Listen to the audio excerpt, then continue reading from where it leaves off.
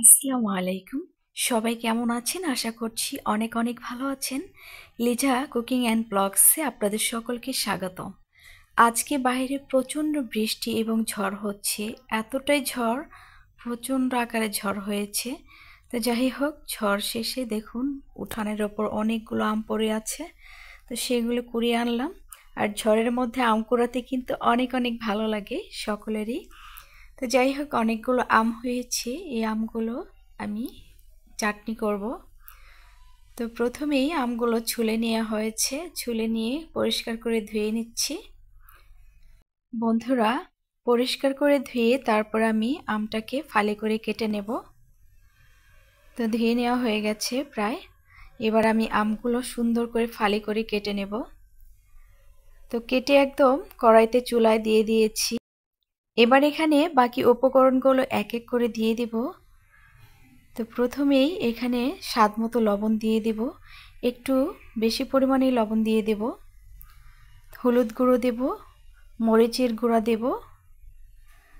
তো ভেজে রাখা এখানে দিয়ে দেব পাঁচফোড়ন। একটু ভেজে নিয়েছি পাঁচফোড়নগুলো, সেগুলো অ্যাড করে দিয়ে দেব। তো একটু নেড়ে চেড়ে নিচ্ছি, তারপরে বাকি উপকরণগুলো অ্যাড করে দেব। তো দিয়ে দিলাম পাঁচফোড়ন। আর এবার দিয়ে দেব খাঁটি সরিষার তেল। তো বেশি পরিমাণেই তেলটা দিতে হবে।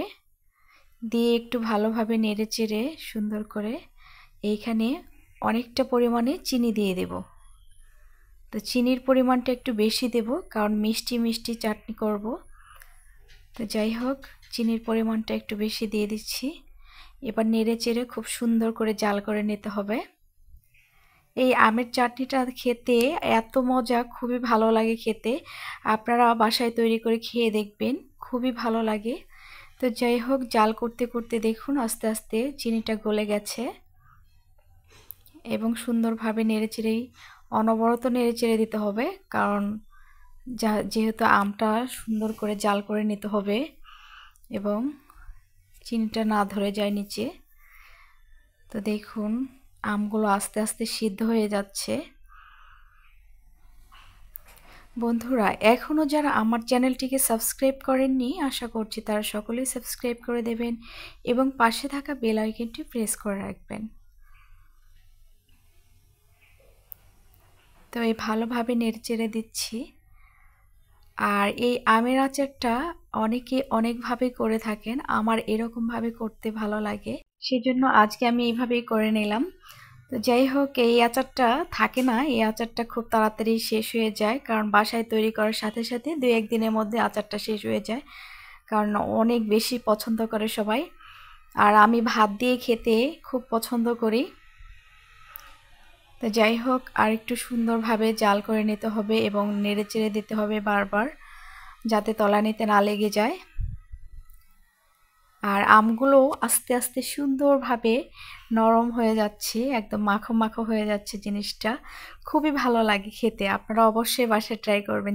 এখন যেহেতু আমের মৌসুম, অবশ্যই আপনারা সবাই আমের আচার বিভিন্নভাবে তৈরি করে কেউ রেখে দেবেন, কেউ খাবেন। তো যাই হোক, দেখুন একদম মাখো মাখো হয়ে গেছে। আচার কিন্তু প্রায় হয়ে গেছে। এরকম চাটনি খেতে খুবই ভালো লাগে। এই আমের চাটনি আপনারা তৈরি করবেন ঘরে এবং রেখে দিতে পারেন, অনেক দিন থাকবে।